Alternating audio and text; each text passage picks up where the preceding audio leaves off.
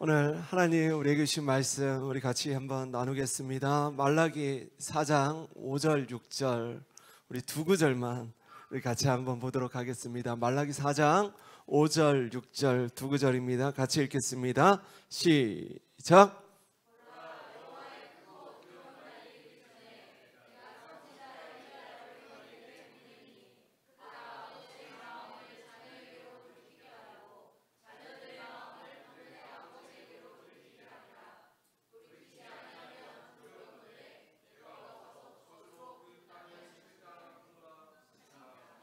아멘, 아멘. 칠까 하노라 하시니라.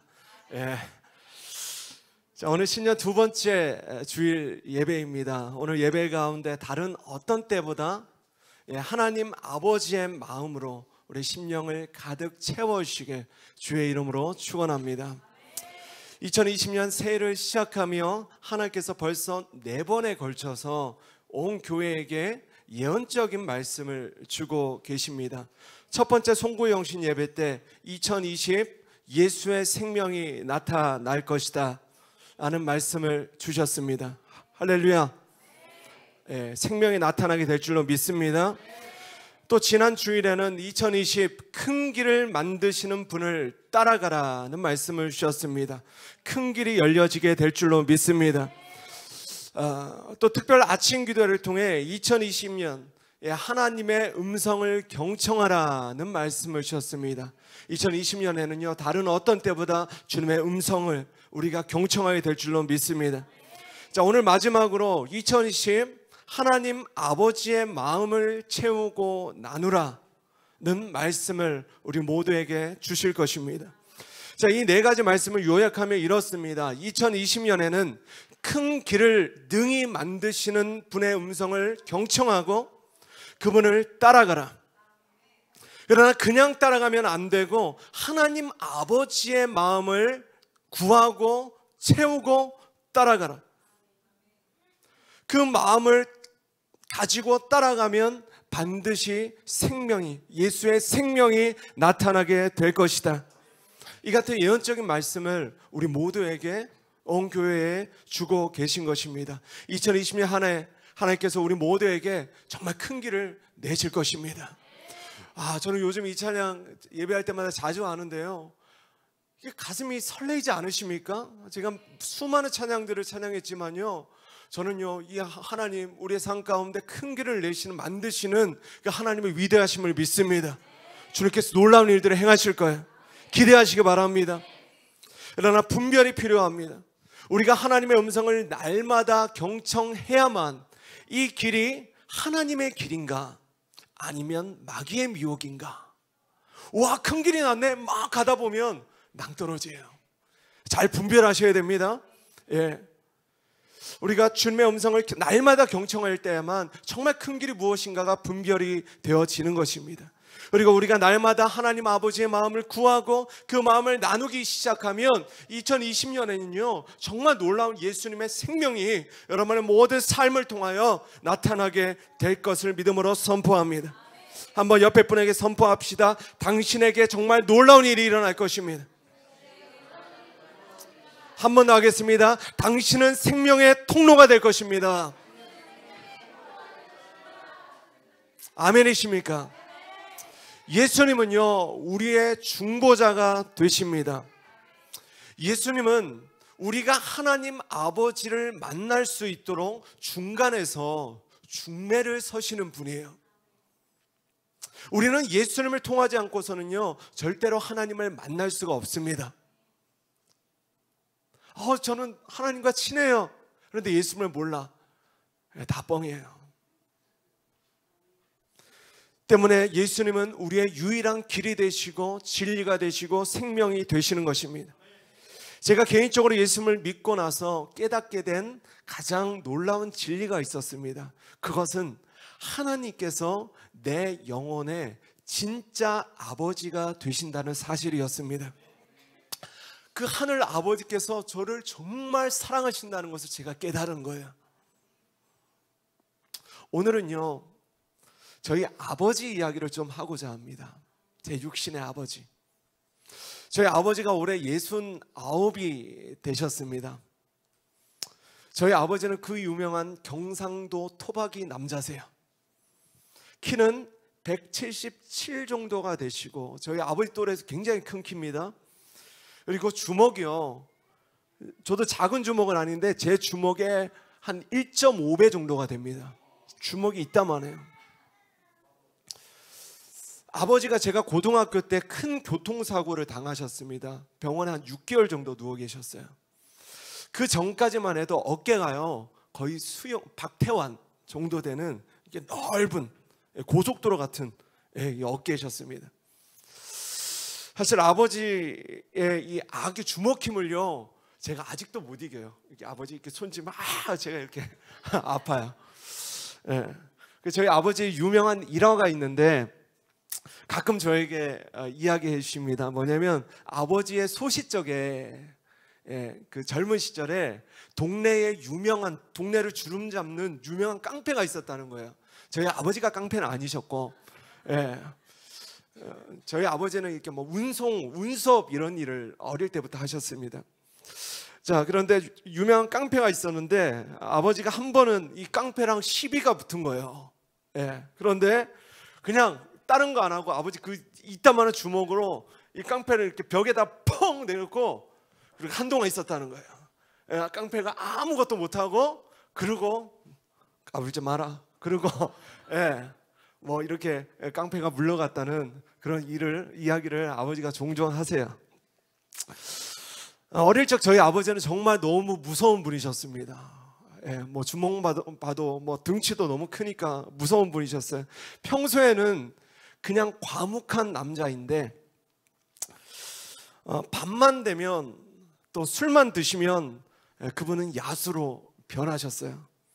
참 어릴 때는 그런 아버지가 너무 이해가 안 됐고 너무 미웠고 때때로는 너무 증오스러웠습니다.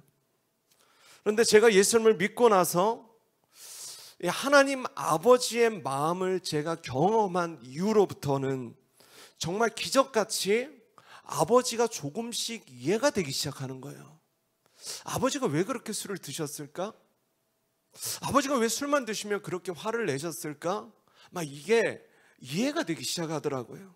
그리고 그때부터 정말 관심 없었던 아버지의 옛 이야기들이, 아버지가 어떤 삶을 살아오셨는지에 대해서가 관심이 가기 시작하더라고요. 제가 막 물어보기 시작하더라고요.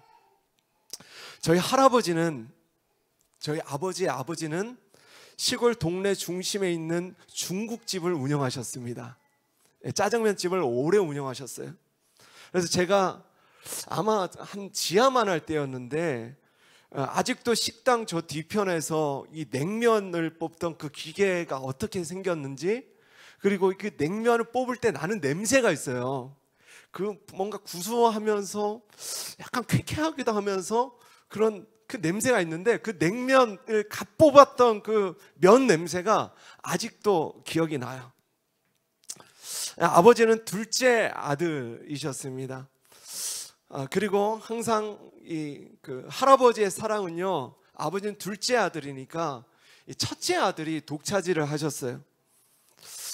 이 첫째 아들, 저희 큰아버지는 할아버지의 할머니의 큰 자랑이었고 동네의 큰 자랑이었습니다. 뭐냐면 공부를 굉장히 잘하셨어요. 그래서 당시 시골에서 수재였고 그 유명한 뭐 저희 그 아버지 뭐 안수 집사님 또래는 다 아시겠지만 그 인하공전이라는 게 굉장히 유명했습니다. 아세요? 인하공대. 좀 한다고 한양대보다 더 유명했다고 해요. 그래서 공부 좀 하면 막 거기 갔다고 하더라고요. 그래서 인하공전에 들어가셔서 거기에서 취업하시고, 그래서 졸업하고 취업하셔서 유명한 대기업에 취직을 하셨습니다. 아무튼 뭐 할아버지 입만 열면 큰아버지 자랑이셨어요. 항상 할아버지 할머니의 사랑은요, 큰아버지의 독차지였습니다. 그래서 아버지는 어릴 시절부터 이 돈을 악착같이 버셨다고 해요. 그리고 돈을 친구들에게 무지하게 쓰셨다고 합니다. 돈을 많이 벌고, 그 또래 아버지만큼 돈을 버는 사람이 없으니까 막 친구들에게 맨날 돈 벌고 술 사주고 뭐 그렇게 사셨다는 거예요. 그래서 인지는 몰라도 지금도 여전히 저희 아버지 주변에는요 좋은 친구들이 많아요. 예. 뭐 장점이긴 한데 그 좋은 친구들 때문에 과거 인생에, 저희 가정의 인생의 위기가 2번이나 찾아왔습니다.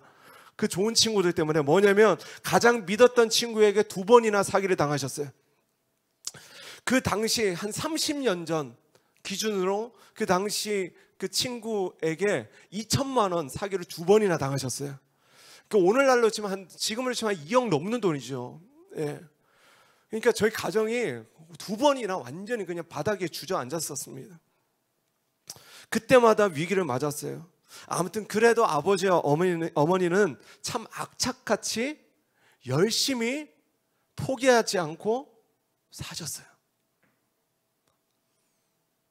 그리고 지금은 시골에 자그마한 1층짜리 건물이지만 나름 그 건물에 건물주세요.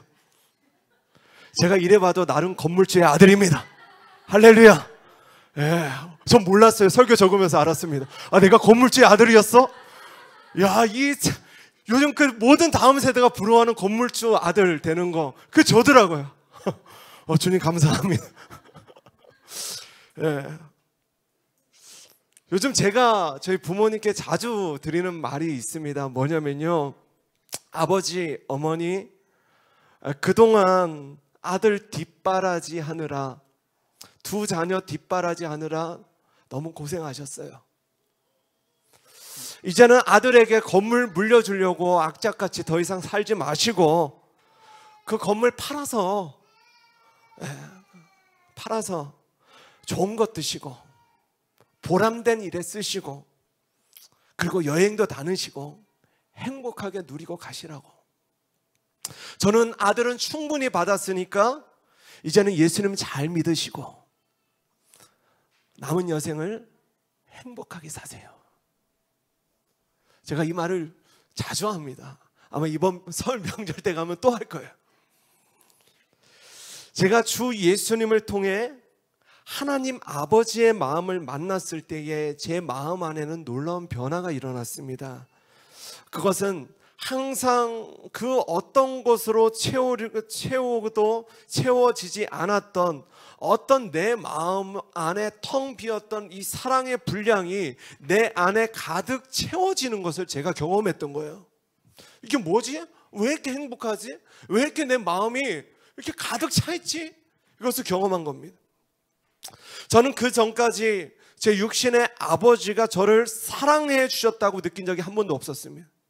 다시, 제가 예수님을 믿기 전까지 제 육신의 아버지가 나를 사랑하셔 라고 느껴본 적이 한 번도 없었다는 거예요. 왜냐하면 저희 아버지는 경상도 남자시고 과묵하시고 매일 술을 드시고 그리고 단 한 번도 저를 사랑한다 말씀하신 적이 없었으니까. 제 기억에 아직도 없어요. 제가 최근에도 전화 통화를 끊으면서 이랬어요. 아버지 사랑합니다. 아버지 사랑해요. 뭐 저도 경상도 남자니까 좀 이렇게 부끄럽지만 그래도 해요. 아버지 사랑합니다. 그러면 여전히 아버지는 하고 끊으세요. 그 정도로 상남자십니다. 그런데 이제는 알아요.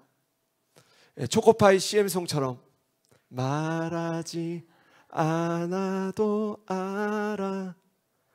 그냥 바라보면 목사를 살아도요, 성도들이 목사님 사랑합니다 말하지 않아도 정말 목사를 사랑해 주시는 분들은요 그 눈을 봐도 압니다. 할렐루야. 아멘 하시는 분만 저를 사랑하는 줄 알겠습니다. 그런데 그렇게 과묵하셨던 아버지가 제 42년의 인생 동안 제가 예수님을 믿기 시작하면서 하나님 아버지의 마음을 경험하기 시작하면서 저희 아버지가 저를 낳고 지난 42년 동안 저를 얼마나 사랑해 오셨는지가 다 알아지는 거예요. 정말 나를 이렇게 사랑해 오셨구나. 제가 하나님 아버지의 십자가 사랑을 깨닫고도 엄청나게 울었지만 그 이후에 하나님께서 깨닫게 하신 제 육신의 아버지, 제 육신의 어머니의 사랑을 깨닫고도 그렇게 울었고 지금도 요즘도 울어요. 종종 부모님이 시골에서 보내신 반찬을 보면 아내 몰래 웁니다. 아내가 보면 청석 났다 그래갖고 몰래 이렇게 눈물이 나요. 최근에는 저희 어머니가 그렇게 밤에 잠이 안 오신다는 거예요. 그래서 이 불면증 치료를 받고 이렇게 수면제 약을 처방받으셨다고 합니다. 제가 인터넷을 찾아보니까 뭐냐면 이게 노인성 불면증이라고 하더라고요. 노인성 불면증. 그런데 이게 제 기억에는요, 저희 어머니는 아직도 아줌마거든요.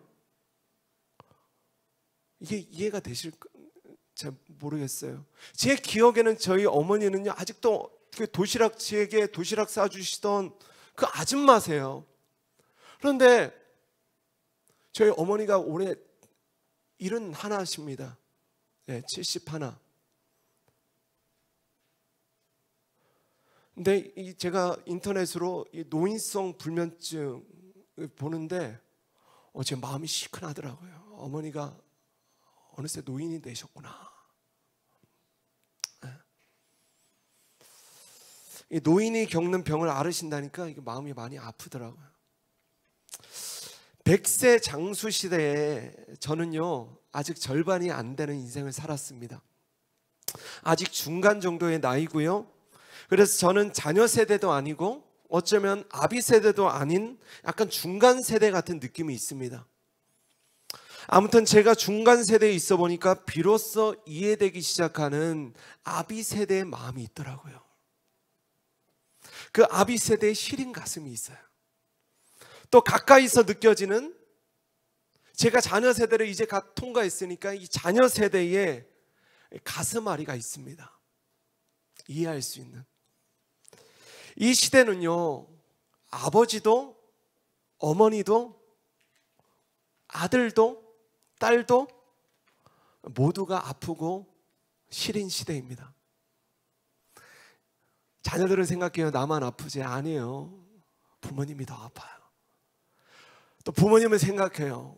니들이 이 고통을 아냐? 아니에요. 자녀들도 너무 아파요. 그런데 이런 시대에, 이런 모두가 아프고 시린 시대에 하나님께서 찾으시는 사람들이 있다는 것입니다. 바로 그 사람들은 아버지의 마음을 자녀에게로, 그리고 자녀의 마음을 아버지에게로 돌이키게 해서 그 두 마음을 만나게 하는 사람들이라는 것입니다. 이제 여기서부터가 오늘 설교의 본론이에요. 자, 오늘 본문을 다시 한번 같이 한번 읽겠습니다. 시작.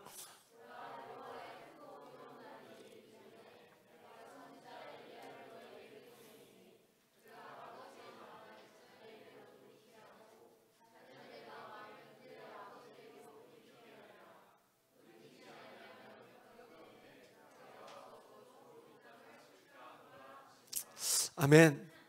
자, 말라기 4장 5절 6절은요 구약 성경의 맨 마지막 구절입니다. 이 구약의 마지막 구절이 쓰여지고, 그리고 이 구약의 마지막에서 신약의 세례 요한이 등장하기까지 약 400년이 흘러요. 그 400년 후에 대한 예언적인 말씀이, 정확한 말씀이 오늘 본문인 것입니다. 자, 5절에 여호와의 크고 두려운 날이란 주 예수님께서 십자가의 구원을 이루시기 위해 인간의 몸을 입고 이 땅에 오시는 사건을 말합니다. 그런데 하나님은 그 날이 오기 전에 선지자 엘리야를 먼저 이 땅 가운데 보내시겠다는 거예요. 예수님이 이전에 선지자 엘리야를 내가 먼저 보내겠다. 여기서 이 엘리야는 예수님의 길을 예비하였던 세례 요한을 말합니다. 그래서 6절의 세례 요한의 사명이 뭐냐면 아버지의 마음을 자녀에게로 돌이키게 하고 자녀의 마음을 아버지에게로 돌이키게 하는 거예요. 그런데 이 사명은 비단 세례 요한뿐만 아니라 주님의 다시 오실 길을 예비해야만 하는 우리 모두의 사명, 이 시대 교회의 사명이 되는 것입니다. 아멘을 한번 크게 하시겠습니다. 네. 그런데 우리 모두가 주목해야 하는 것은 이 마음의 방향입니다. 자, 아버지의 마음이 먼저예요? 자녀의 마음이 먼저예요? 아버지의 마음이 먼저입니다. 아버지의 마음이 먼저 자녀에게로 흘러야 자녀의 마음이 아버지에게로 돌이켜지는 것입니다. 하나님 아버지의 마음이 우리 안에 먼저 부어져야 그 마음을 가진 자들이 이 시대의 세례 요한의 사명을 감당할 수 있게 되는 것입니다. 돌아온 탕자의 비유 아시잖아요. 탕자가 먼저 오긴 옵니다. 그러나 탕자가 아버지에게로 가기 전에 아직도 거리가 먼데 아버지가 탕자에게로 달려와서 그 몸을 끌어안고 안아버리시잖아요. 이게 아버지의 마음인 것입니다.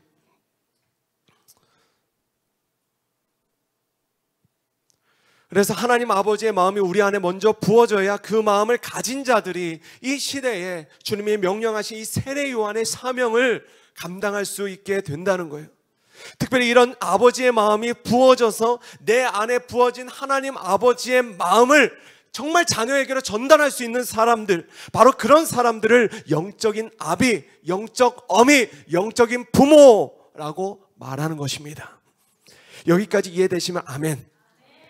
자, 사도 바울은 이런 영적 아비의 마음이 무엇이 어떤 마음인지에 대해서 이렇게 말씀합니다. 같이 읽을게요. 시작.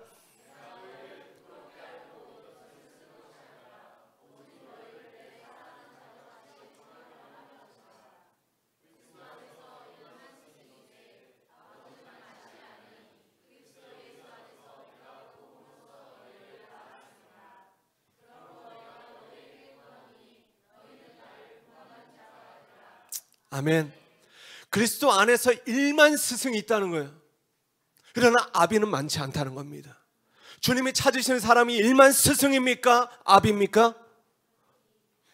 다시 1만 스승입니까? 아비입니까? 그렇죠. 이 시대의 교역자들 봐도 사역자들 봐도 마찬가지입니다. 1만 스승이 있어요. 그러나 아비는 많지 않다는 거예요. 복음의 역동적인 성질이 있습니다. 복음은요, 반드시 또 다른 생명을 잉태하게 한다는 것입니다.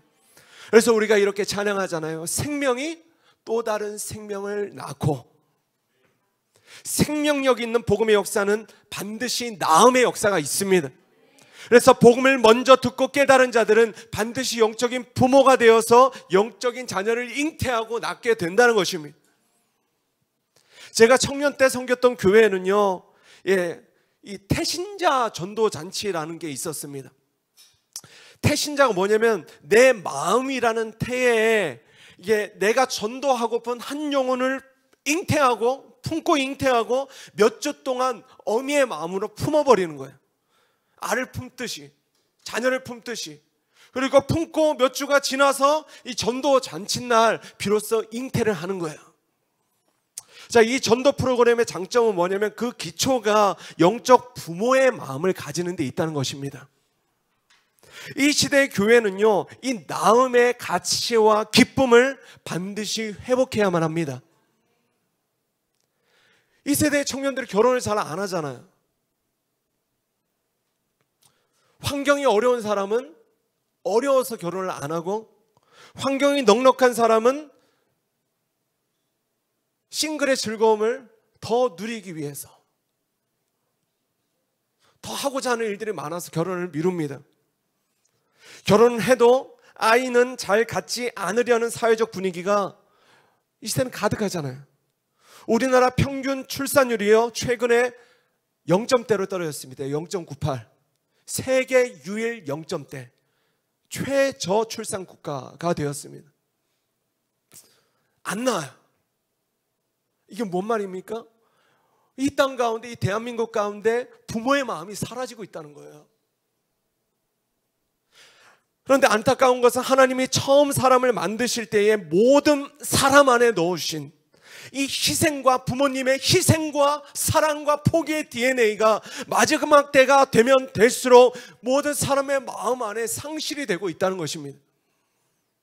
그 증거로 이 세상에는요, 점점 더 부모 같지 않은 부모들이 많아지고 있고 자녀 같지 않은 자녀들이 많아지고 있는 거예요. 우리가 뉴스에 보면 알 수 있잖아요. 여러 통계들이 있지만 생략하겠습니다. 중요한 것은 이것입니다. 이런 세대의 현실 속에서 하나님은 어떤 사람을 찾으시는가, 그리고 어떤 교회를 찾고 그 교회를 통해 일하시기를 원하시는가. 바로 여기에서 우리 모두의, 그리고 우리 교회의 실질적인 비전이 나오는 것입니다. 할렐루야. 자, 첫째로 2020년 우리 교회는요, 한 영혼을 살리는 교회가 되어질 것입니다. 아멘이십니까? 영혼을 살린다는 것은 그냥 복음만 전하면 끝나는 것이 아닙니다. 똑바로 들으십시오. 영혼을 살린다는 것은 예수님 믿으십시오. 복음만 전하면 끝나는 것이 아니라는 거예요. 나는 복음을 전했어요. It's done. 끝. 제 역할은 여기까지입니다. 이제 목사님이 일하십시오. 교회 갖다 놨으니까. 목사 아시잖아요. 제 스타일 아시잖아요. 저는 사랑이 없는 사람입니다. 저는 전했으니 이제 목사님 좀 힘을 써주시죠. 영혼을 살린다는 것은 그런 것이 아닙니다. 한번 시작했으면 끝까지 사랑하고 끝까지 책임을 지는 것입니다. 주님 오늘 우리 모두에게 말씀하실 거예요. 한번 따라 합시다. 네가 책임져라. 네가 사랑해라. 주님 끊임없이 말씀하실 겁니다. 2020년 한 해 할렐루야. 저 영혼 누가 사랑하죠? 네가 사랑해라. 갑자기 누가 왜 안 보이죠? 네가 연락해라. 이게 영적 부모의 마음이에요. 갑자기 아침에 눈 떴는데 자녀가 안 보입니다. 우리 성호 형제 아침에 눈 떴는데 유한이가 안 보이는 거예요. 뭐 어디 갔나 보지 뭐. 그러지 않잖아요. 이게 부모님의 마음이에요.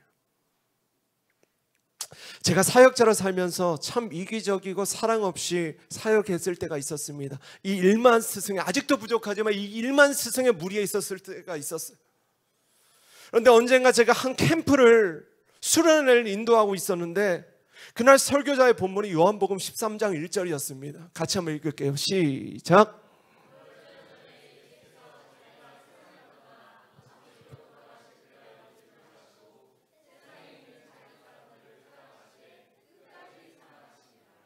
아멘.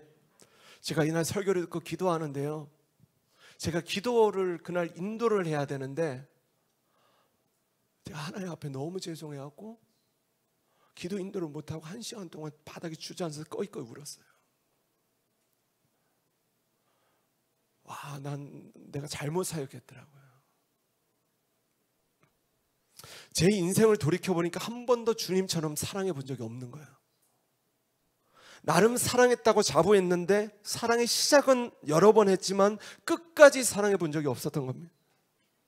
사랑하는 여러분, 주님이 우리에게 주신 복음은요, 그 명령은요, 우리의 생각보다 굉장히 레디컬한 복음입니다. 급진적이에요. 정말 이렇게까지 해야 하나? 이런 적당함이 없습니다. 내 이웃을 나 자신처럼 사랑하는 것이 복음입니다. 원수를 용서함을 넘어서 사랑해야 하는 것이 복음이에요. 심지어는 나를 박해하는 자들을 위해 기도해야 하는 것이 복음인 것입니다. 마태복음 5장 44절 우리 주님의 명령이잖아요. 시작.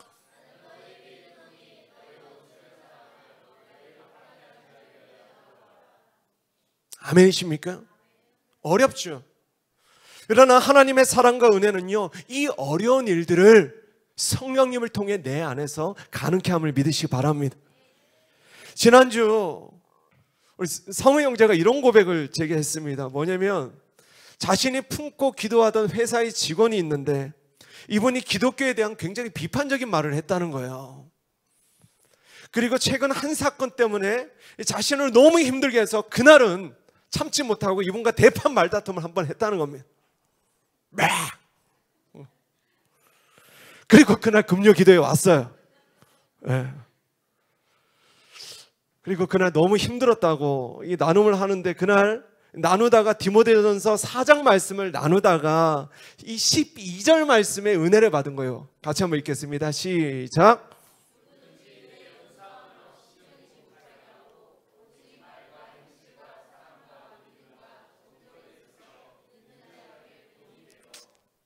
자, 성호 형제가 사실 이 말씀에 은혜를 받긴 받았는데 이 말씀의 앞부분에 은혜를 받았습니다. 뭐냐면 누구든지 내 연소함을 없인 여기지 못하게 하고, 나랑 대판했던 그 팀장이 나이가 많거든요. 제 나이 정도 됐다고 해요. 그래서 이런 나눔을 했습니다. 앞으로 제가 그리스도인으로서 말을 똑부러지게 해야겠습니다. 내가 어리다고 업신여기는데 이제는 정말 똑부러지게 대처해야 되겠습니다. 그리고 막 눈빛이 반짝반짝 거리는 거예요. 은혜 받았어요. 그런데 뭐냐면 주님이 원하시게 정말 주목하기를 원하셨던 이 구절은요, 목사의 생각에 뭐냐면 구절은 이 앞부분이 아니라 뒷부분인 거예요. 오직 말과 행실과 사랑과 믿음과 정절, 이게 뭐냐면 성실함입니다. 성실함이 있어서 믿는 자에게 본이 되어라. 자, 보세요. 신앙적인 내 말과 생각을 분명히 말하는 것은 중요합니다. 그러나 그 말에 같이 따라와야 하는 것이 바로 행실이고 사랑이고 믿음이고 성실함. 이게 뭐예요? 끝까지 사랑하는 거예요. 할렐루야. 예. 자, 성우 형제가 이 말씀을 나누니까 이 말씀 앞에 깨져서 그날 마음에 이런 결정을 했습니다. 뭐냐면, 목사님, 제가 내일 출근하는데 스타벅스 커피 사들고 먼저 사과를 하겠습니다.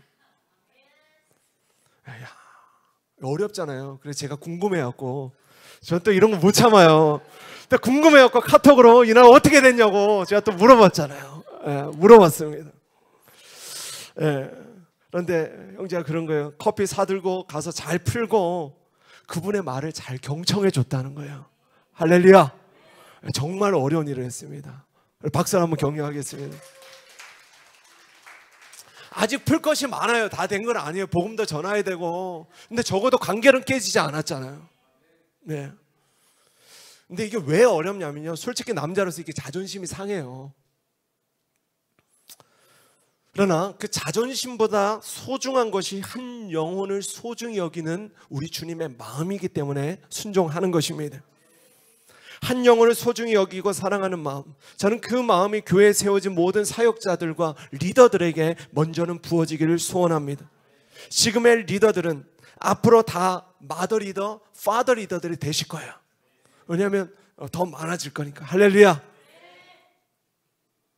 그리고 앞으로 많은 영혼들을 부모의 마음으로 품어서 하나님 아버지의 마음과 상한 자녀의 마음이 만나도록, 다시 우리 주님의 마음과 상한 마음이 상한 그 주님의 마음이 만나도록, 예, 마음의 통로가 되어질 것입니다. 뿐만 아니라 여기 계신 모든 분들이 다시 오실 주님의 길을 예비하는 이 시대의 영적 어미로, 아버지로 그렇게 세워지게 될 줄로 믿습니다. 둘째로 2020년 우리 교회는요, 이 땅에 깨어진 가정을 살리고 회복하는 교회가 되어질 것입니다. 기독교 신앙은요, 관계의 신앙입니다. 우리는 주 예수님과의 믿음의 관계를 통해 하나님 아버지와의 사랑의 관계로 나아가게 되는 거예요. 요한복음 15장 5절, 정말 여러 번 읽었지만 이 구절을 암송하셔야 됩니다. 같이 읽겠습니다. 시작.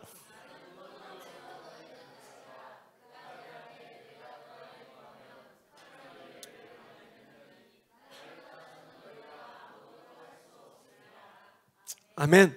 자, 우리가 이런 주 예수님과의 바른 관계, 말씀과 기도로 예수님의 친밀한 관계를 가지게 시작하면 그때부터 놀라운 일들이 일어나는데 뭐냐면, 한번 따라 합시다. 관계의 기적이 일어난다.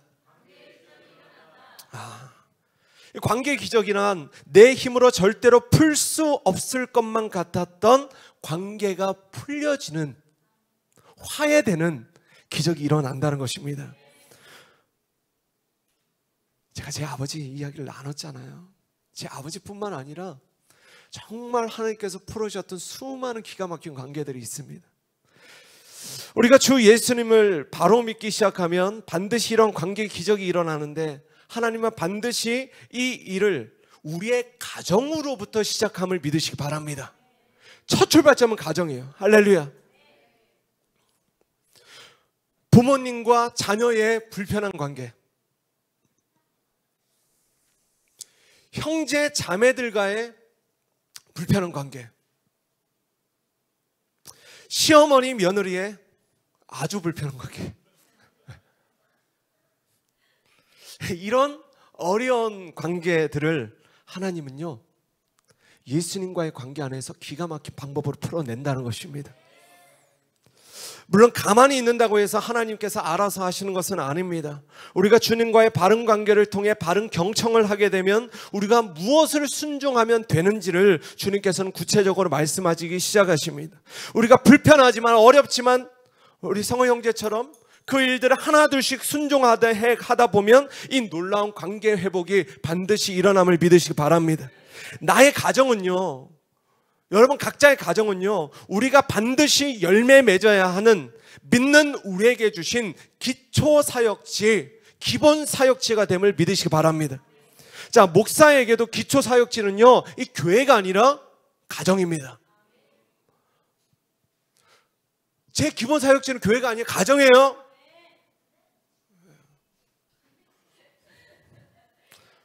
제 말이 아니라 주님의 말씀입니다. 디모데전서 3장 5절 시작.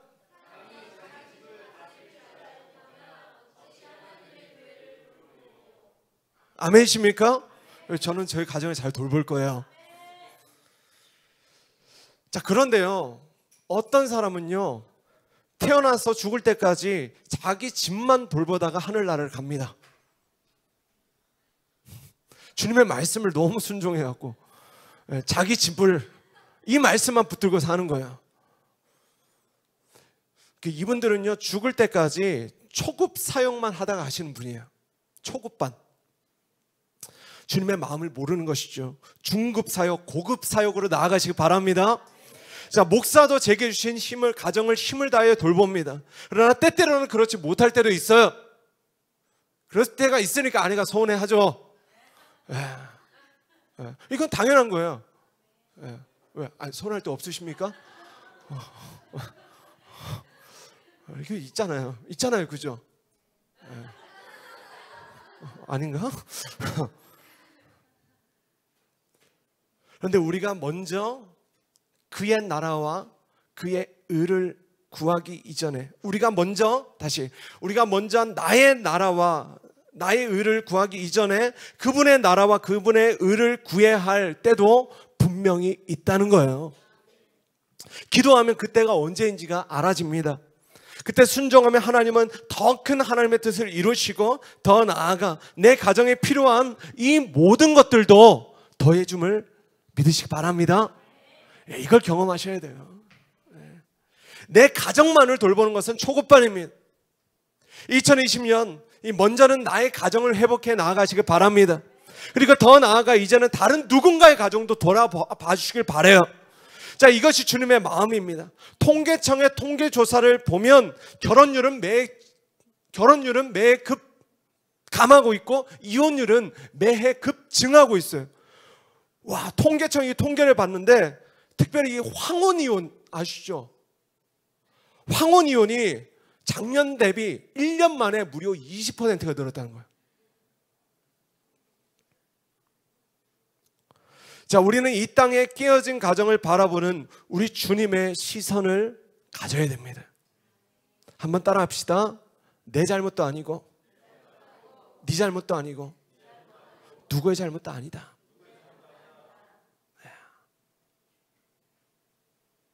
바로 이것이 이 땅의 가정들을 향한 우리 주님의 마음인 것입니다. 그 일은 내 부모의 잘못도 아니고 내 배우자의 잘못도 아닙니다. 이 시대의 가정이 이렇게 아프고 병들어 버린 책임을 다른 누군가에게 돌리면 그 화살은 이미 상처난 누군가에게 더 큰 상처를 남기게 돼요. 물론 그 일은요, 잘 들어보십시오.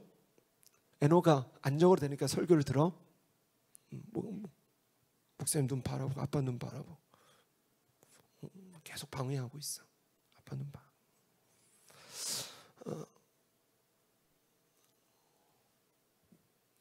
우리의 가정에 일어난 수많은 문제들을 보면요, 물론 그 일은 그 사람이 잘못을 했습니다.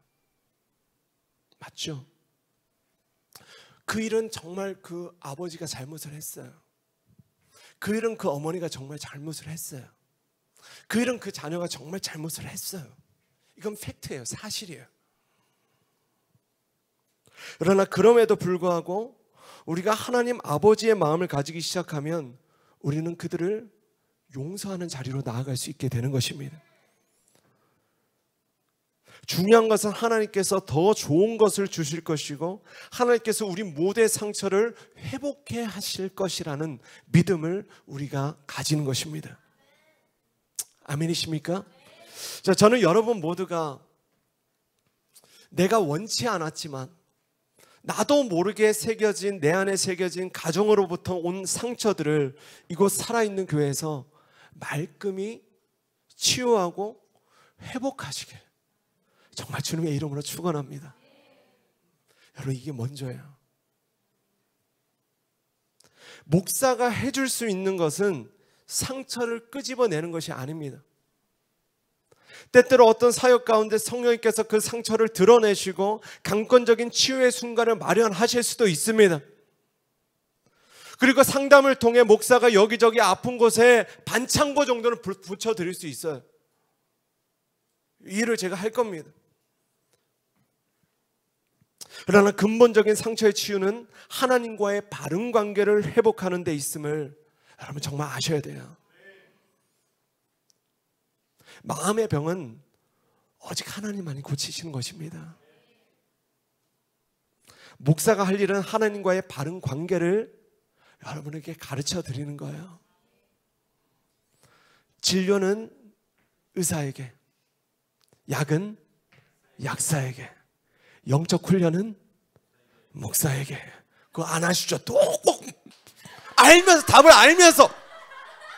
와, 진짜 너무하다. 약은 약사에게, 약은 약사, 의사에게, 영적 훈련은 참 그래요. 이제는 관계 훈련을 받으시기 바랍니다. 영적 훈련 안에 이 관계 훈련은요 너무 중요한 부분이에요. 바른 운동의 자세를 배우지 않은 사람은요 절대로 좋은 스포츠를, 좋은 몸을 만들 수가 없습니다.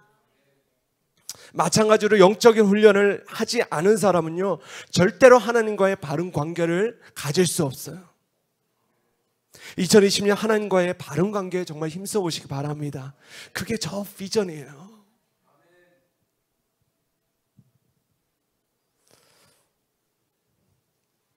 바로 이것이 이 땅에 어그러진 모든 관계의 회복의 열쇠이고 또 가정의 회복의 열쇠이고 교회의 회복의 열쇠이고, 할렐루야.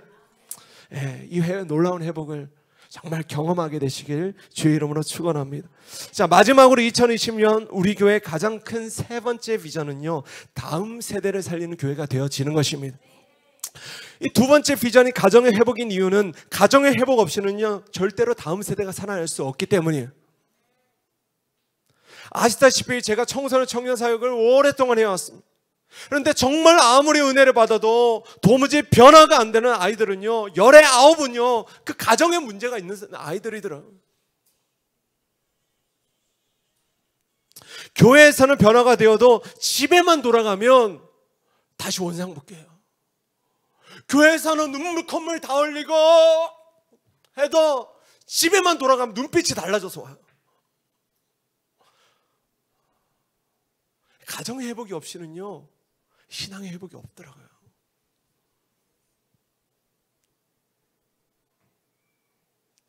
정말이지 그 녀석의 인생이 바뀔 수 있는 유일한 방법은, 이런 말씀이 죄송해요, 그 부모가 없어지거나 아니면 그 녀석이 집을 뛰쳐나오는 그런 방법밖에 없는 그런 아이들은 많이 만났습니다. 그때 사역자는요 너무 무기력해져요. 할 수 있는 게.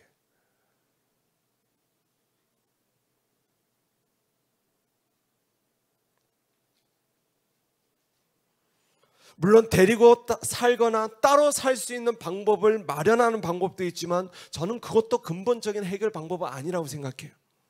중요한 것은요, 잘 들으십시오, 환경이 바뀌는 것이 아니라 그 환경에 신음하는 우리 다음 세대 아이들 그 자신이 복음으로 변화되는 것입니다. 때문에 우리가 다음 세대를 살리는 교회, 정말 이 시대에 다음 세대의 영적 장자권을 가진 교회가 되기 위해서는 2020년 우리가 함께 풀어가야 할 실제적인 세 가지 핵심 전략이 있다는 것입니다. 자, 이제 마지막 장이에요. 자, 첫째로 다음 세대가 주목할 수 있는 예배 문화와 기독교 문화를 세워 나아가는 것입니다. 우리 교회가 2020년에 해야 할 실질적인 비전이에요. 전략입니다. 자, 이 일이 우리 안에 일어나기 위해서는요, 먼저는요, 주 예수님께 헌신된 음악 사역자들과 미디어 사역자들이 일어나야 되고, 이 땅에 죽어가는 영혼들을 정말 그 부모의 가슴으로 품어낼 수 있는, 사랑으로 그 어떤 상처도 녹여낼 수 있는 다음 세대 사역자들이 일어나야만 한다는 것입니다. 저는 그 일이 이미 우리 교회 안에 일어나고 있는 줄로 믿습니다. 그러나 제가 정말 주님의 마음으로 권변합니다. 이제는 정말 이 일을 함께 꿈꿔볼 수 있기를 바랍니다. 내 삶, 내 가족, 내 사역, 그 작은 그림을 보기보다 그거는요, 큰 그림의 한 조각이에요. 근데 우리는 맨날 여기 앞에서 이렇게 살잖아요. 그림이 있잖아요, 그림이. 주님은 빅피처를 우리에게 주신다고요. 근데 우리는요, 어떻게 사냐면 여기 앞에서 이러고 산다니까요. 제 말이 틀립니까?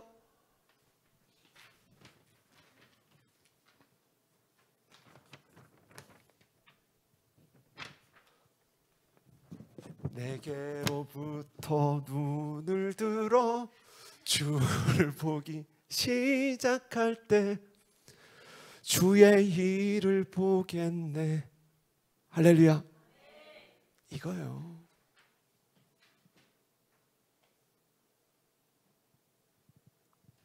목사는 이 실질적인 전략들을 계속적으로 교회 리더들과 그리고 우리 뮤지션들과 또 미디어 사역자들과 다음 세대 사역자들과 이 전략들을 세워 나가고 싶습니다. 나는 그 어떤 기가 막힌 전략도 누군가의 헌신 없이는, 그리고 이 다음 세대를 아비의 마음으로 사랑하는 가슴 없이는 절대로 풀어질 수 없는 것입니다. 둘째로 다음 세대 리더를 하나님의 사람으로 양육하는 학교를 세워 나아가는 것입니다. 사실 저도 이 비전을 주님으로부터 받고 막막했고 지금도 매일 기도하고 있지만 여전히 막막합니다. 학교가 하나 세워지기 위해서는 정말 어마어마한 재정과 수많은 사람들의 헌신이 필요하기 때문입니다. 그러나 목사는 믿음으로 바라보고 있습니다. 이미 이 일을 충분히 감당할 수 있는 하나님의 사람들을 하나님께서 친히 계속해서 모아주고 계시기 때문입니다. 증거를 보는 거예요. 2020년 하나님께서 이를 우리 모두에게 더 구체적으로 이루어 가실 줄로 믿습니다. 하나님께서 만드시는 큰 대로로 온 교회가 함께 걸어갈 수 있기를 바랍니다. 셋째로 다음 세대를 품는 하나님 아버지의 마음을 우리가 날마다 채우고 나누는 것입니다. 마가복음 9장을 보면 귀신 들린 한 아이의 아버지가 예수님께 아들을 살려달라 간청하는 장면이 나옵니다. 그의 자녀가 귀신에 포로된 채로 무기력하게 날마다 불에 던져지고 물에 던져지는 거예요. 아들이 귀신이 들려서 이 아들의 의지와 상관없이 불에 던져지고 물에 던져지고 아들의 건강이 만신창인 거예요. 곧 죽을 것 같은 겁니다. 그런 아버지의 마음으로 주님 앞에 나온 거예요. 그리고 이렇게 간청합니다. 주여, 할 수만 있다면 불쌍히 여기시고 내 아들을 도와주십시오. 내 아들을 고쳐주십시오.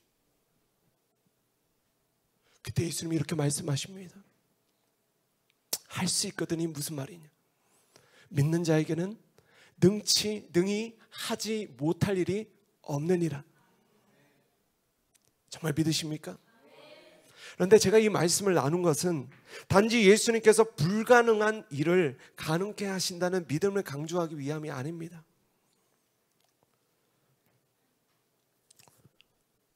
설교를 마무리하면서 주님이 이 말씀을 주셨어요. 이 말씀에 주님이 그 아들을 고치신 이유를 저는 묵상했습니다. 그런데 그 이유는요, 매일같이 불과 물에 던져지며 고통당하는 자신의 아들을 불쌍히 여기는 아버지의 마음 때문에 이 자녀를 고쳐주신 거예요. 그 귀신 들린 그 자녀가 불쌍하기도 하지만 이 자녀를 가슴으로 품고 불쌍히 여겨 주십시오 라고 간청하는 이 아버지의 마음을 보시고 이 아들을 고쳐주신 거라니까요. 주님의 마음, 그 마음을 보시는 거예요. 이제 말씀을 정리합니다.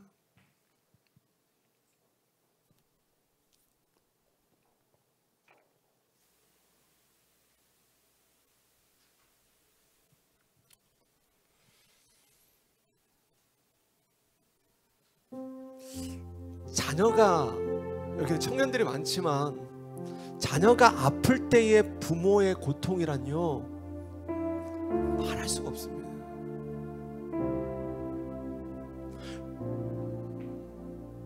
여러분, 청년 때 이게 이해 안 되잖아요. 귀신 들린 아들을 찾아가서 주님에게 간청하는 그 마음이 이해가 됩니까?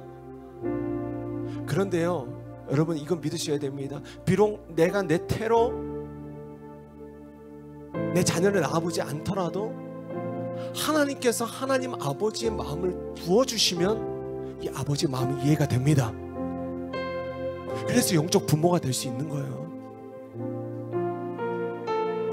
자녀가 아플 때 부모의 고통은 정말 말을 할 수가 없어요. 우리 에녹이도 그랬고, 저는 사실 어릴 때 많이 아팠거든요. 지금 너무 건강하지만 우리 에녹이도 너무 아팠고, 우리 유한이도 한동안 많이 아팠잖아요. 우리 지아도, 아니요, 지아는 건강했어요. 너무 건강했어요. 너무 감사해요. 한 번은 그 유한이도 그랬잖아요. 그 애들 병원 가면요, 정말 가슴이 부면 찢어집니다. 그 조망만한 고사리만한 손에 이 바늘을 꽂을 때에 막 비명을 질러대거든요. 에녹이도 딱 유한이만 할 때 입원했었는데, 와, 그 밤새 이 바늘을 꽂고 링겔을 맞고 있는 그 자녀를 바라보는 그러니까 부모의 심정은요, 말로 표현이 안 됩니다. 그런데 이번 특별 아침 기도회 때 제가요, 기도하는데 하나님께서 이 도시의 아이들을 품는 마음을 주셨습니다. 이 도시에 신음하고 있는 이 땅의 자녀들을 품고 기도하는데, 와, 제가 아침 기도회 하는데 여러 가지 기도 제목들로 계속해서 기도할 때는요, 사실 눈물이 많이 안 났습니다. 잠깐 찔끔? 근데 이 기도를 하는데 주님이 통곡을 주시더라고요.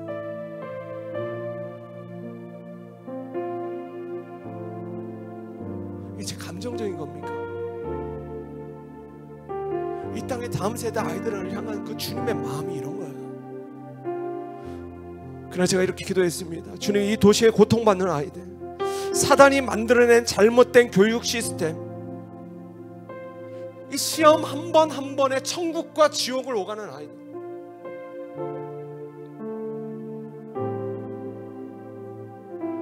어딘지도 모르고 그냥 열심히 죽어라고 달려가는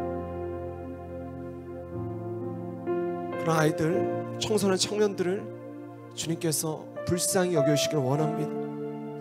사실 오늘 여기까지 말씀을 들으신 많은 분들이 이런 생각 하실 수 있습니다. 그래, 정말 놀라운 비전이야, 정말 필요한 일이고, 정말 저 일이 이루어지면 좋겠다, 좋겠다, 좋겠다. 와, 목사님 멋집니다. 브라보! 하나님 그 일을 하실 거예요. 목사님을 통해서 아마 그러실 거예요.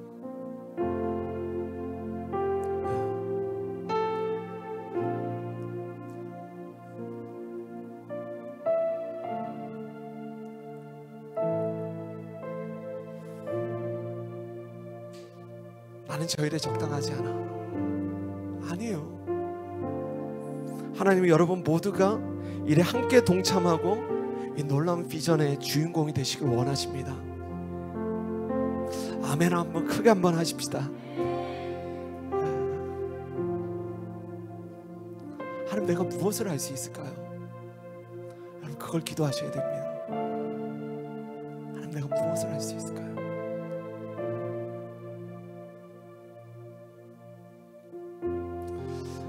아직도 이 큰 그림이 목사의 어떠한 개인적인 비전이라고 생각하시는 분들은요, 제게 찾아오십시오. 제가 끊임없이 설득해 드리겠습니다. 저는 제가 이룰 수 있고 제가 하고 싶은 더 많은 비전들이 있습니다. 제 개인적인 능력과 은사들로 제가 저 스스로 할 수 있는 많은 것들이 있어요. 주님, 그거 다 하지 말라고 하셨어요. 저는 제 삶을 여기에 던졌습니다. 그리고 또 실제로 많은 것들을 포기하고 있고 희생하고 있습니다. 목사의 중심을 달아보시고, 그렇다면 한번 이 비전을 품고 정말 기도해 보시고 바라요. 오늘 원래 빌립보서 강의하려고 했습니다. 근데 이번 주 제가 아팠잖아요. 빌립보서 본문을 계속 펴놓고 설교를 하는데 설교가 안 적셔지는 거예요. 집중력도 없고, 이거 뭐지? 근데 모든 그림을 다 지우고, 주님 왜 그러십니까? 왜 이렇게 집중력 안 주시고 몸도 아프게 하시고. 그리고 난 다음에 2020년 비전에 대해서 한 번 더 설교하라는 마음을 주셨어요. 그래서 오늘 제가 어제 부랴부랴 다시 정리한 게 이 말씀입니다. 저는 하나님께서 이 말씀을 정말 우리 모두에게 주고 계시다고 믿습니다. 우리 같이 한번 우리 자리에서 한번 일어나 우리 한번 기도하며 나아가시겠습니다.